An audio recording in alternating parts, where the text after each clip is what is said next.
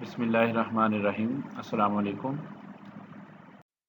This is lecture number 16, and we have covered my one milestone of our contents, that was about the history of magnetization and source of magnetism. Further, we have discussed about different states of material based upon their magnetization. Then we talked about units of magnetization, that was magnetic susceptibility and various forms of magnetic susceptibility, that is magnetic susceptibility per volume, per coulomb, molar. And then we studied about conversion of magnetic susceptibility into magnetic moment. And further we have discussed about effective magnetic moment, and we saw different examples and we calculated their magnetic moments. Now we are moving towards our next topic, that is based upon the methods which are used to measure magnetic susceptibility or magnetic moment. So there are two most common methods which are used for this purpose. One of them is Gauss method and the other one is Faraday's method. In this topic, we shall discuss Gauss method and principle which is used in this methodology. Further, we shall talk about different components of this apparatus, and then we shall see how can we measure susceptibility of various paramagnetic solid compounds by using Gauss balance, and we shall see how can we calibrate this instrument before or after measurement, and then we shall derive an expression for the magnetic susceptibility per volume for any compound. And at the end, as usual, there are some questions. Before going into detail of Gauss method, we shall talk about a little bit about magnetic susceptibility. And we know that magnetic susceptibility is degree of magnetization of a material in response to a magnetic field. It means uh, particularly we are talking about paramagnetic materials, because in our previous lectures we have studied that paramagnetic materials show their magnetization only in the presence of applied magnetic field.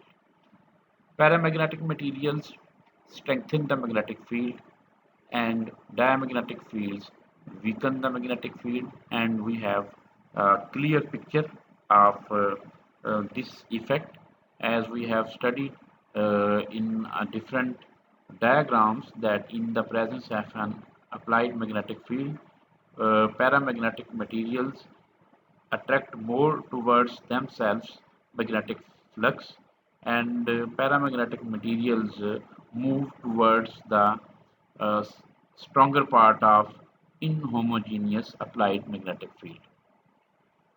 As far as magnetic susceptibility of ferromagnetic substances is not linear, and that is known as differential susceptibility,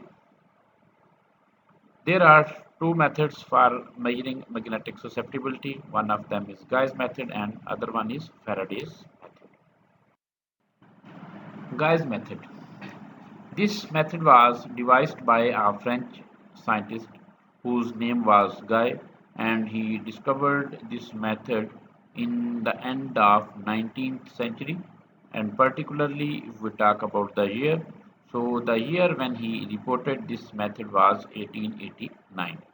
This is one of the simplest and most important method among the other methods which are used for this purpose.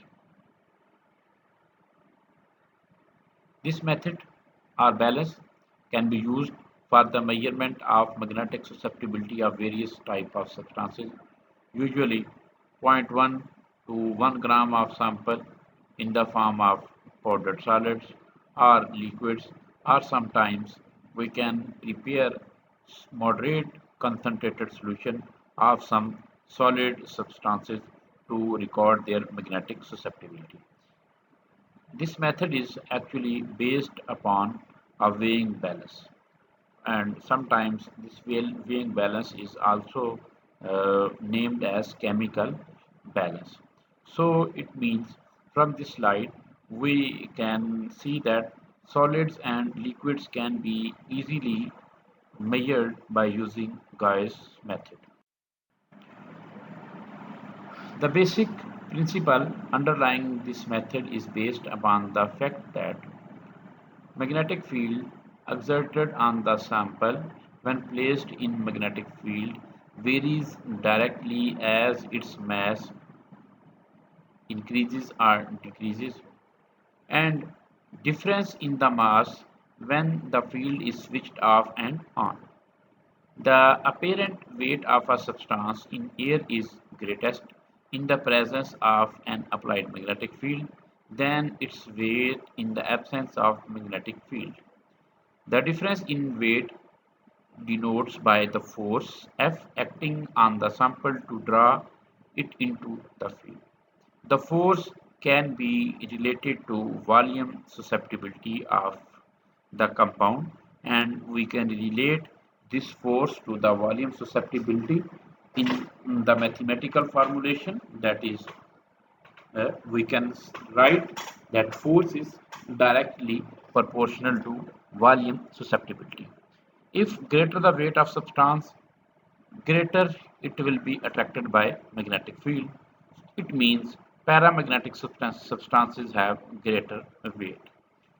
So we can conclude from the present slide that actually we have to record change in weight of substance in the presence as well as in the absence of applied magnetic field. And we know that paramagnetic substances are attracted towards applied magnetic field, so they will show an increment in the presence of applied magnetic field. Rather, diamagnetic substances are repelled by magnetic field, so they will show a decrease in their weight. Apparatus, the apparatus for this method is very simple. The substance is usually taken in a long cylindrical tube, and this tube is usually suspended from one arm of a microbalance in such a way that lower end lies in stronger magnetic field, whereas the upper end in the region of negligible applied magnetic field. The axis of cylindrical tube is at right angle to the magnetic field. In order to obtain maximum uniformity of the magnetic field, two poles, two pole pieces of magnetic field marked as north and south are placed very close to each other. For any type of investigations, it is convenient to use a magnetic field having strength from 5,000 to 15,000 oersteds. The arrangement of Gauss apparatus is shown diagrammatically in the next slide. So in the next slide, I shall explain to you one by one the points which have been discussed in this slide. So here is a diagrammatic representation of Gauss balance. So initially you see at the middle of this diagram, you can see a long vertical tube that is half filled with any type of material. So the first point in the previous slide was mentioned that a long cylindrical tube, and it is perpendicular to applied magnetic field, and you can see the lines of force are going from north to south pole, and B naught is representing the magnetic flux density, and you can see the lower portion of this tube is just at the center of applied magnetic field, and it is perpendicular to applied magnetic field. Now go straight upward to this cylindrical tube, you can see it is attached to one arm of a chemical balance. The chemical balance arrangement has been presented on the top of this slide. So the upper end of this tube, you can see very clearly that is in a portion where the field strength is negligible. The important points are things to note from this arrangement is that the cord or string that is used to hold this tube to chemical balance should be non-magnetic cord or should be non-magnetic in nature. Similarly, the glass tube that is used to fill up the sample should be non-magnetic in nature, and we can see that one arm of the magnetic field that is at the top right side of this slide is is away from the magnetic field, so it means this is not involved in magnetic field. So we can see uh, if the material is paramagnetic in nature, then it will be attracted inward the magnetic field, and there will be an increase in weight, and you can see a circular part that is placed at the right plane of uh, this chemical balance, and here is an arrow which is showing W2 minus W1. So it means by placing different weights, we can determine change in weight. So it's a very classical and simple arrangement that can be used to make a gauge balance. So when the material is attracted towards magnetic field, this right arm will go upward. So to keep it balanced, we shall place some weight on this right side. So from this weight, we shall find change in weight, and we can see that one force is acting on left arm of the this chemical balance. Left arm can also be treated as the arm which is connected to tube. So the if the material is paramagnetic, this pan of magnetic field will be pushed down, and the right pan will be pulled up. So the right pan is only attracted by gravitational force. We can see that at the bottom of right pan there is no magnetic field.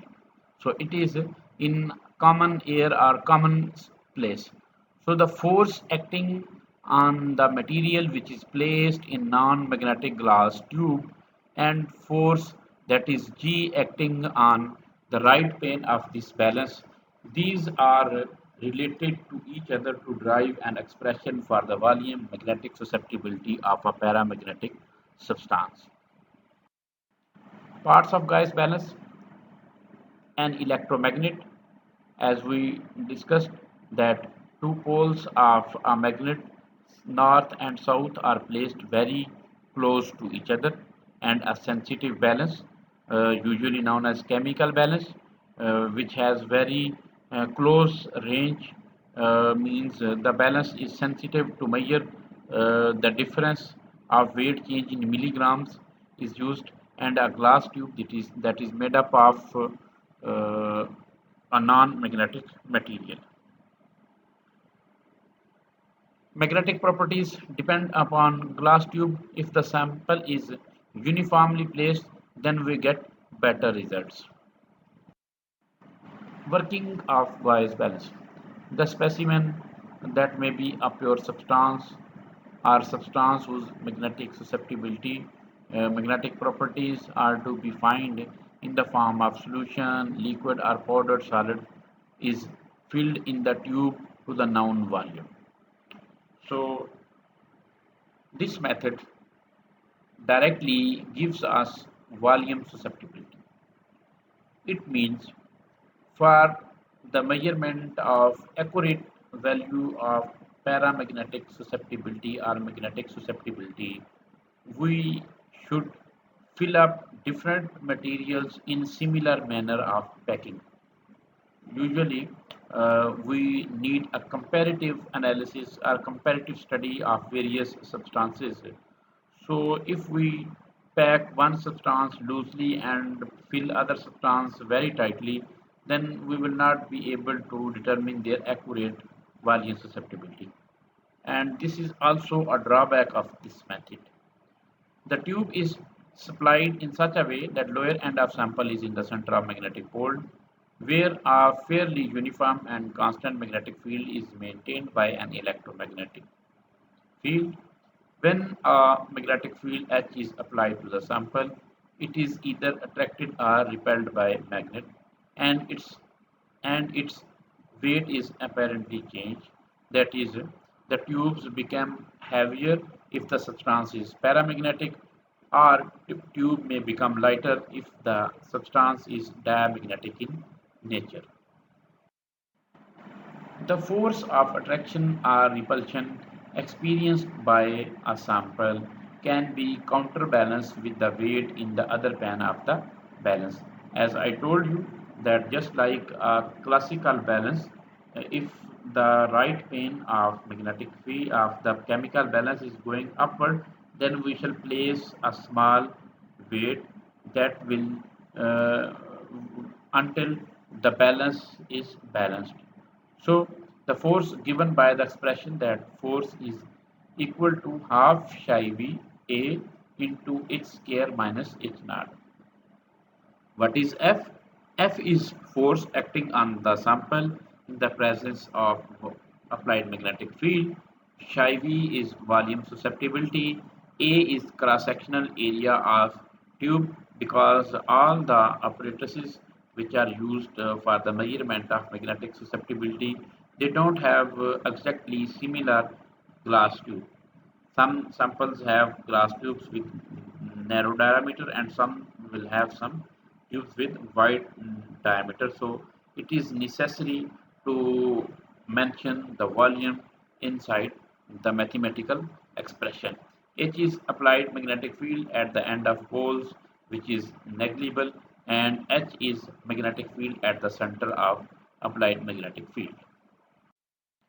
As we uh, mentioned that the magnetic field in the upper end of tube is negligible.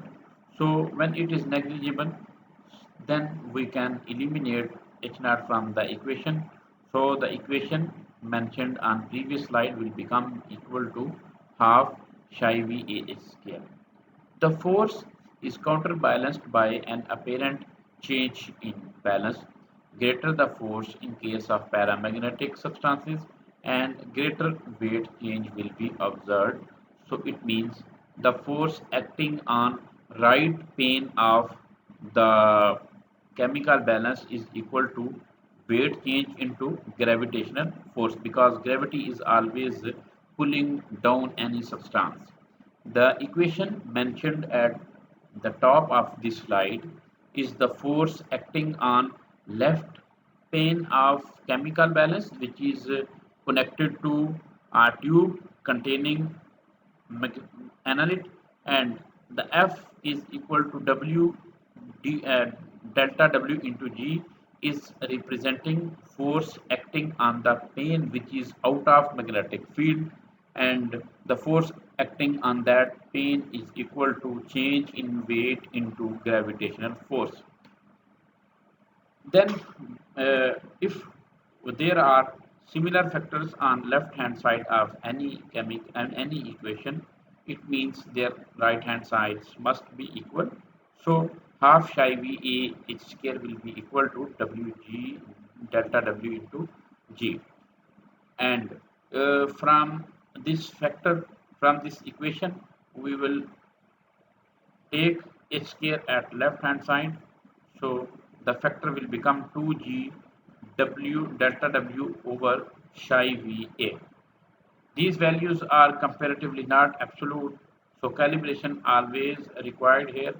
Calibration therefore required, so it can be done by using some standard samples. The strength of applied magnetic field is difficult to measure, not accurately, but we we can uh, command the electromagnet to some strength of applied magnetic field.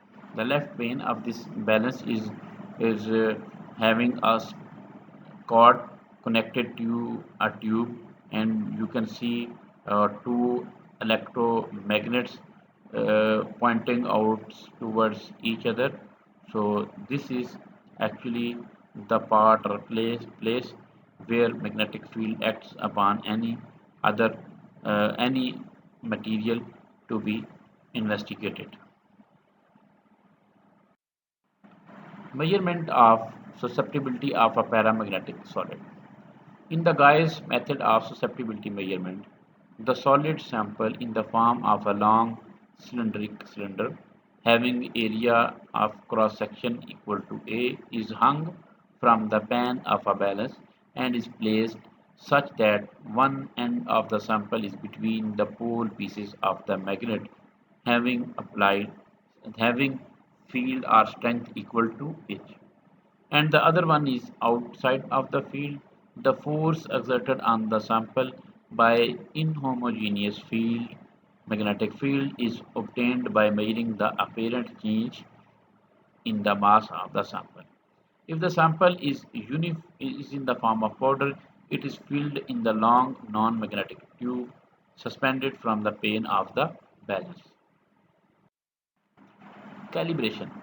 The calibration is carried out through the equation as we derived from second last or third last slide, that is h square is equal to 2g into delta w over psi v into a.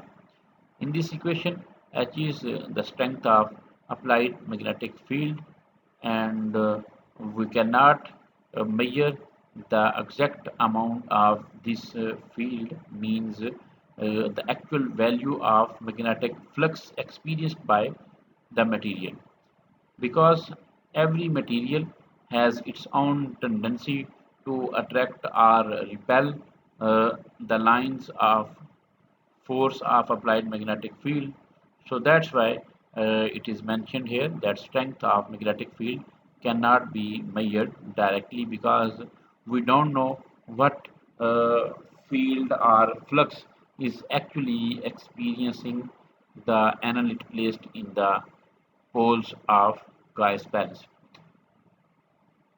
In order to overcome this difficulty, the magnetic balance is first calibrated with a standard compound whose susceptibility is accurately known and then used for unknown sample.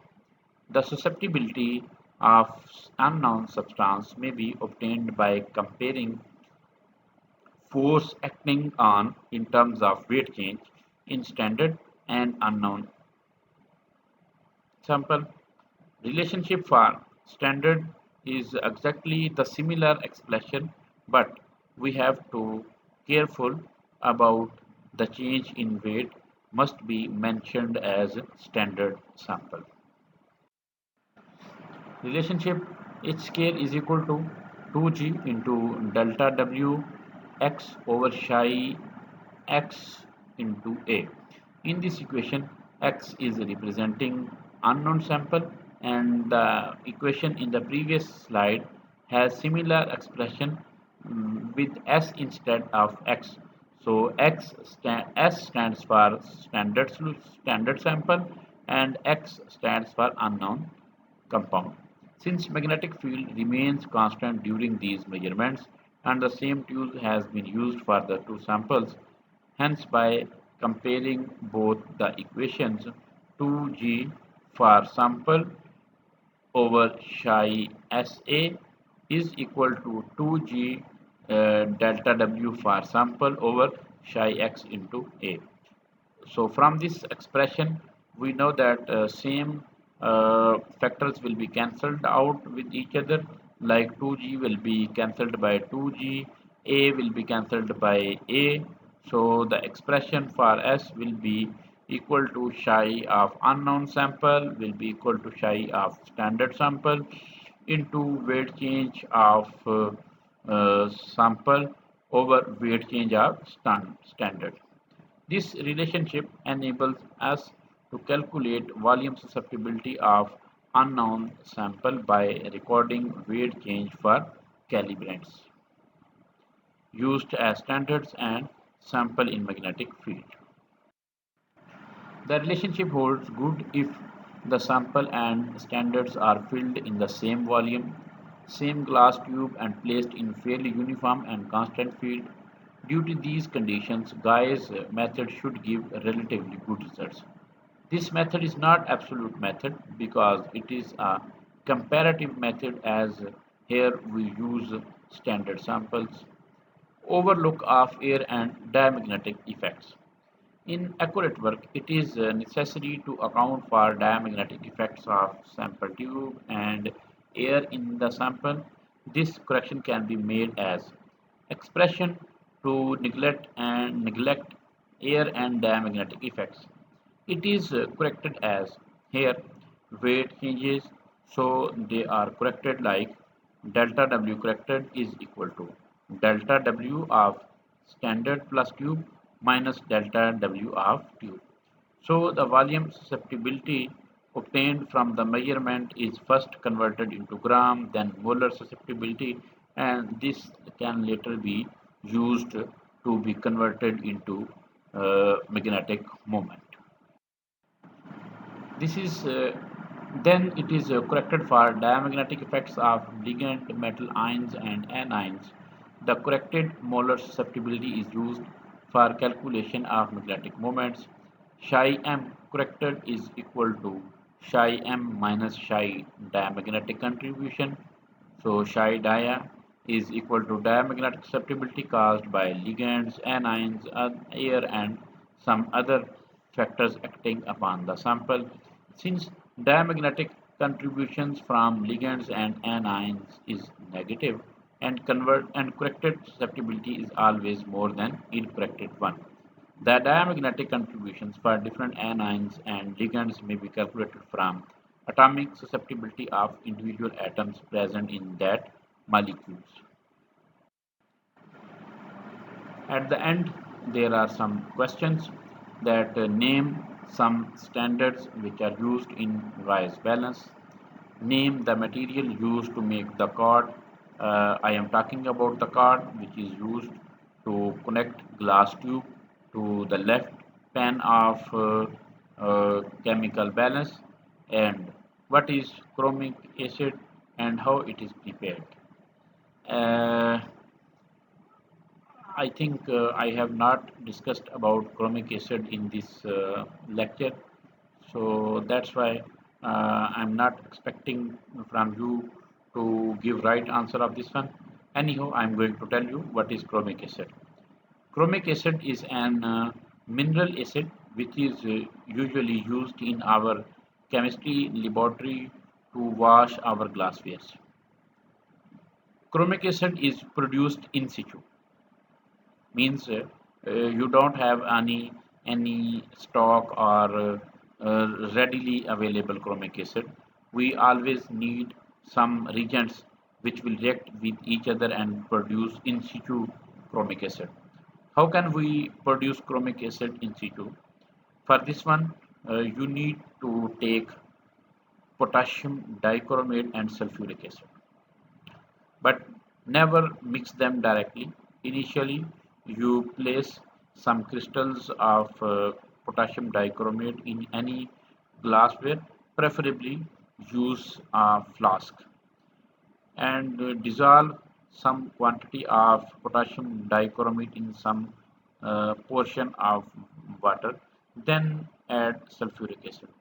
When you will add sulfuric acid, there will be a vigorous reaction and the glassware will be heated up, and it will acquire so much temperature that you cannot touch it.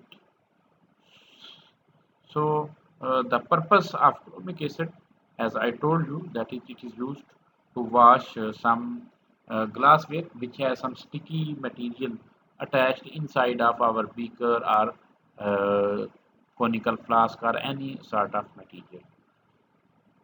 So this chromic acid is recommended for the washing of glass tube which is used in Gauss balance because chromic acid has very strong cleanliness power. So whenever you use a glass tube that is used in Gauss balance, so you have to make sure the washing of that tube with chromic acid uh, for the next user. So in this way, you can avoid contamination of your results. I would like to say thank you so much and inshallah we'll see you in our next lecture. Assalamu alaikum.